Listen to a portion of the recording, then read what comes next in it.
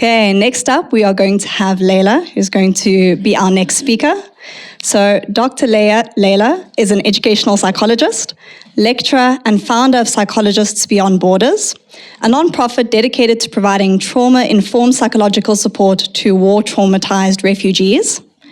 She has worked internationally, including volunteering with the Atlantic Humanitarian Relief Group in Jordan, and has experience in psychoeducational assessments, mindfulness-based interventions, and working with neurodiverse children. Laila holds a PhD from the University of Johannesburg, focusing on trauma-sensitive mindfulness for PTSD for war-traumatized refugees. Sure, just me trying to say the whole sentence. You can only imagine the degree itself. Amazing. Passionate about cultural diversity, mindfulness and community engagement. She is also a facilitator for Secret Sunrise South Africa. I was hearing a lot about this outside. If you haven't heard about it, I'd recommend. And a member of AMISA. In her free time, she enjoys traveling, boxing, cooking, and exploring new adventures, including aviation, with her beagle, Rocco, who we've met, worth meeting, and her Zimbabwean husband. I'm going to welcome Laila.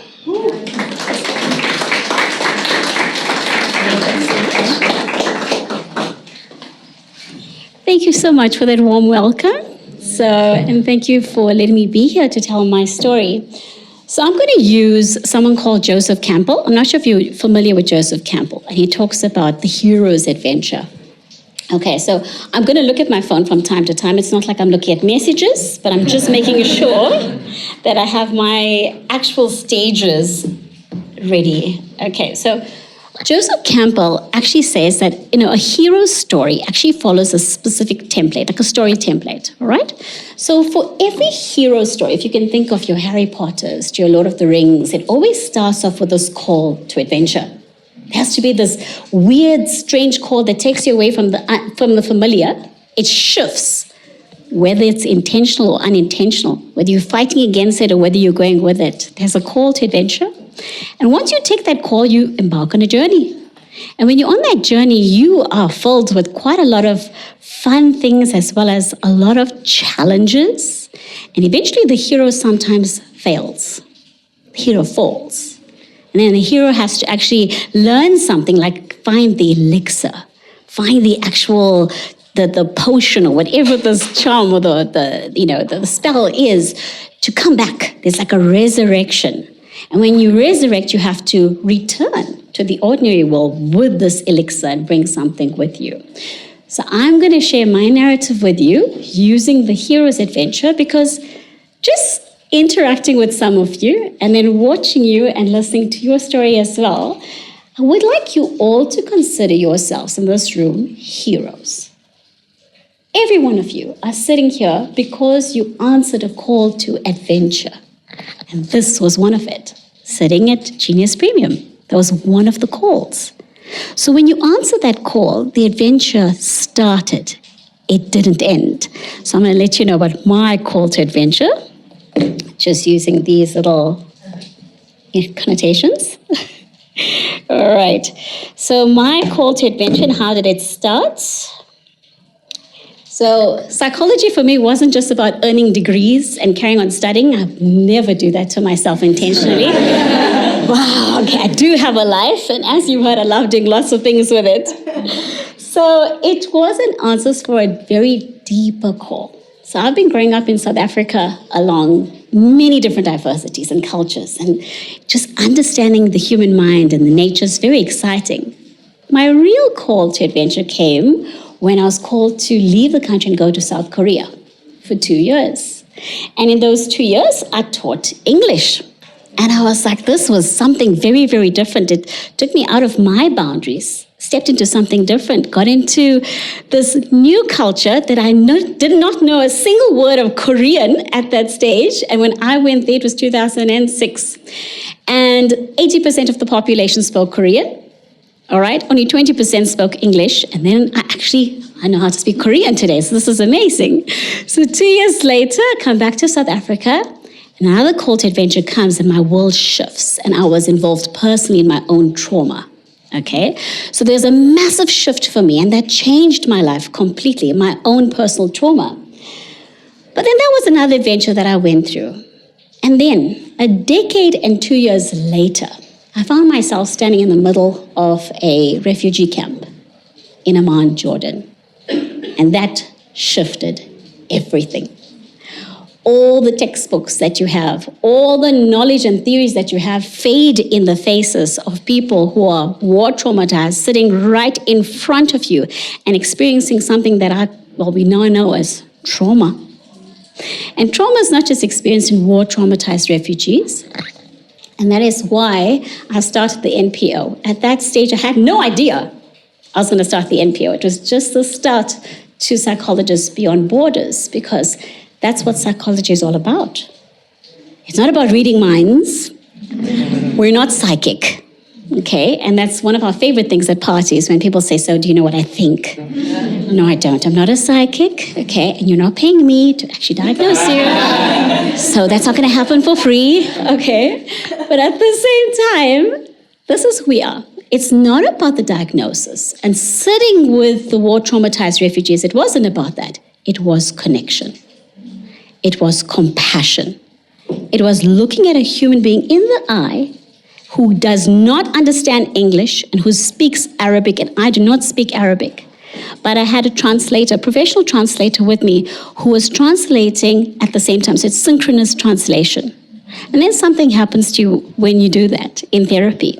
You're looking into the eyes of a war-traumatized refugee, whether it's a child, whether it is a principal of a school, whether it's a granny, and you connect. While someone is speaking to in a different language and you are responding in English because you're just listening to the translation in your ear, you connect. That person and you are in sync. Which is why what was my knowledge, the knowledge that I gained, what was my elixir? My elixir at this time was ironic. My PhD was never about war-traumatized refugees. It was actually about mindful-based interventions and ADHD. Had nothing to do with it. So the call to adventure to Amman, Jordan came from a student of mine at SACAP where I lectured.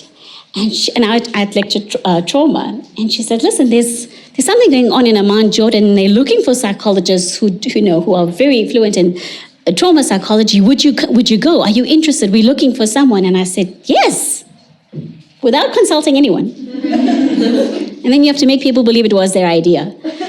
So go to my husband and say, remember how you told me, follow my dreams and stuff? You won't believe what happened today. I think I'm going to do it, and I know you're going to support me. And he was like, wow, where are you going to? I'm like, Amman, Jordan, the Middle East? Yeah, So he's very afraid when I come with that, that sort of thing. And he knows it's always there. And with Psychologists Beyond Borders, that's the whole theme of it, is getting you out of your comfort zone. As psychologists, I don't want you to imagine yourself just stuck in a consultation room. Please don't do that. You will kill the profession itself. We go beyond that. We're in the garden. We're in camps. We're in make-do shifts consultation rooms. So one of my favorite consultation rooms was in the Middle East, in the refugee camp, and we had to make to a house that belonged to, they were housing refugees. And so the kitchen would be the pharmacy, and the front veranda would be triage. So people are taking blood pressure and your temperature and making sure they go to the right person. So I was next door to a neurologist, in between a neurologist and in between a gynecologist. Very interesting. It is. And so we demanded that we want our own rooms, especially the gynecologist and I. We're like, not gonna work. Not with that screen, and I'm working with someone here. This is not going to work. And we demanded that. And the cardiologist was across the room. And it was so strange how we were all interconnected. That sometimes the cardiologist would knock on my door and go, this is yours. This is not mine. This is yours. Or I would go to the neurologist and say, actually, not mine. This is all you. And you do something like an intake of closing your eyes, touching your nose, and you can see a person can't do that. And there's something neurologically challenging with this person because of all the trauma, because of all the injuries as well. So the story that changed and shifted everything for me was this principal of a school And he arrived in my office because the orthopedic surgeon sent him to me. And I'm like, why am I getting a referral from an orthopedic? Like, what is going on here? And this elderly man is limping, and he's really grumpy with his wife because he had to wait. When I say wait, you are actually attending to 21 patients in a day, approximately, from 10 to 6 or 7 p.m. So you don't get a break. You get a break in between. So you get a lunch break, and that lunch is actually provided by the refugees themselves. They cook for you, and you sit on the floor and you eat with the rest of the doctors there that are there to help you. And we're up and we're back into the job again. You are given this wonderful Turkish coffee in a little tot glass. I've never ever experienced that in my life. And I'm like, why are we given so little? And they go like, sip it. I promise you, whoever you are, it puts hair on your chest. You sip it and you are wide awake for the rest of the day. But we were all told to bring energy bars as well. And only then I remembered why. And I met this elderly man, and he walked into the office, and he was really, I say office, and I talk about space. It was a classroom, I remember that. And it was very dilapidated because they are not really your first-class classrooms. These are make-do rooms for you that you just make into a consultation room. And he was angry with me because he had to wait so long. What takes you so long? All the other doctors are so fast. 40 minutes. And I was like, oh, this is so exciting. Like, I love this. This energy is so cool. I love this. And I had my translator with me, who's my friend today. And she's like, what do we do? And let's follow him. Let's see what he says. And I said, please sit down. And he brought his wife with him. Now, in therapy, as you know, we don't allow spouses to come with you. But remember, you have to actually consider the cultural background of where you're going. Okay? Our ways are not their ways. And you have to be accommodating. Then you have to realize, okay, these rules are guidelines. When you make your therapy culturally contextual, you have to actually consider this person's coming in with their wife. There's something going on here. And he says, my leg really, really hurts. And this doctor sent me to you. And the orthopedic's going, I'm like, okay, what am I supposed to do? Okay, what's going on here? And he says, no, I'm really, really angry. And I said, have you always been like this? Are you really angry? And his wife's like, he hasn't laughed in 2 years. I'm like, wow, when was the last time you laughed? He's like, when I was a principal. And I said, oh, please tell me your story. And he says, why? And I said, tell me your story. We'll come back to your leg. Like, tell me your story. What did you do? And he says, I was a principal. Okay, and then what happened? And he says, no, it just makes me angry. And I said, okay, do this for me. And it is a mindfulness technique. And I said, I want you to do a faucet breathing. And he says, okay, tell me what? And I looked at him and I said, now, hold in your breath and do this. And he's like, what? And I said, walk with me. You worked with children. You're a principal of a primary school. Do it. Let's go. And he goes, and he does that for the longest. I said, squeeze really, really, really tight. And he burst out laughing. And his wife started crying. And she's like, oh my gosh, I haven't seen that. And I said, you know what? Deep sadness, deep anger actually is very deep sadness. What's your story? And why did you stop becoming a principal? And this wonderful elderly man was the principal of a school that was attacked by terrorists in the area. So his duty was to protect the children in the school, which he did very well. And it took time with him. So he was there for quite some time in that school. But when he was on his way home, he didn't realize that they also attacked his area that his home was in. And his daughter was lying shot dead in the front of his doorway. And that was it for him. So they were attacked, the home was attacked, they had to flee for their lives, and they had to get to Amman, Jordan. So they were in Syria and Damascus, and they had to flee and come into Jordan, Amman. And he lost his entire identity, right? And he carries that significant grief of losing someone that close to him while protecting other children. And that limp is there because he just cannot walk. And it's such a burden that he carries on his left, where he was actually lying down next to his daughter. And it was so interesting to just watch this man narrate his story and just let him narrate. And all I sat with him is just let him be in the present moment right here. Be as brutally sad as you'd like to be. And then taught him those little self-regulation techniques where taking your breath, hold it, and release. And as he was releasing, he said, ooh, shway, shway. And we said, shway, shway, and it's slowly, slowly. And he goes, goosebumps, goosebumps. And then he says, looks at me, and I just got 2 taps on the cheek. And he said, shukran, which means thank you. And he walked away. And that for me was one of the many stories, because you're on rotation for about 2 weeks in different camps. You never see your patients or your clients ever again.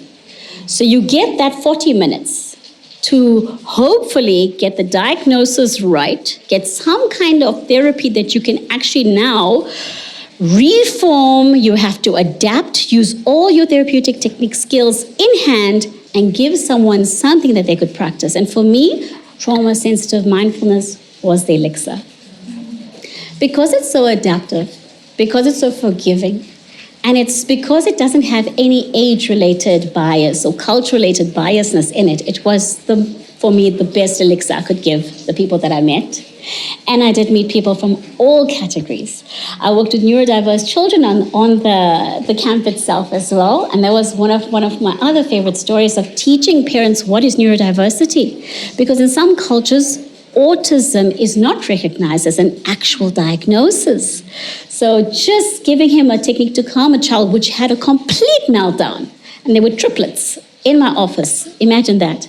Triplets in my office. I had 2 the student doctors that came to observe what method I was doing.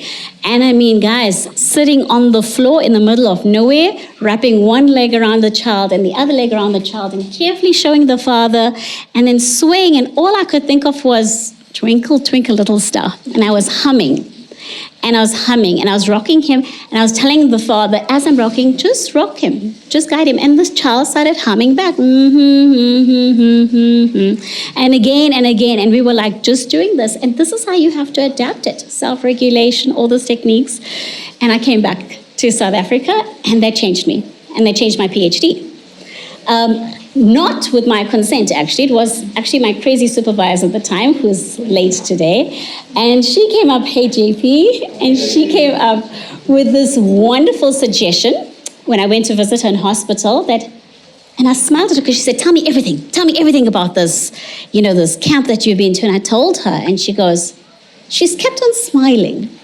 And I said, what? And she goes, the ADHD is not your PhD. And I said, what are you talking about? I just finished my literature review. And she goes, yeah. And she goes, no, this is it. And I said, are you crazy?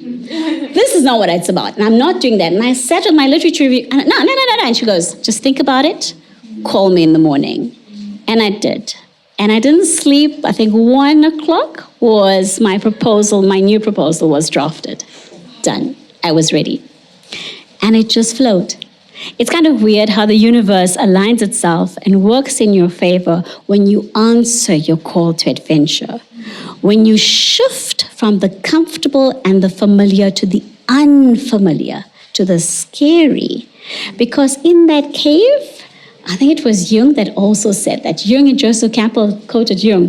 The cave that you actually are very hesitant to enter lies the key. The key to what you're looking for. So don't be afraid. And think about what's your next call to adventure. Is it applying for the next step? Is it finishing a story that you started off that got you on this path and somehow you led to something else and you remember what you need to do and who you are? Whatever the adventure is, be brave. Make that call. Answer that adventure. And who knows, you might meet me somewhere down the way. And I hope to actually see you all just messaging me or whatever and getting involved in Psychologists Beyond Borders. Okay? It's something that is actually very important. And when we say beyond borders, it just doesn't mean war-traumatized refugees. It's anyone who has experienced trauma and living within a South African context. That's everybody. All right, so thank you so much for having me and for letting me have this platform to share my story with you. I hope it's made an impact for you and that you answer your own call to adventure. Thank you.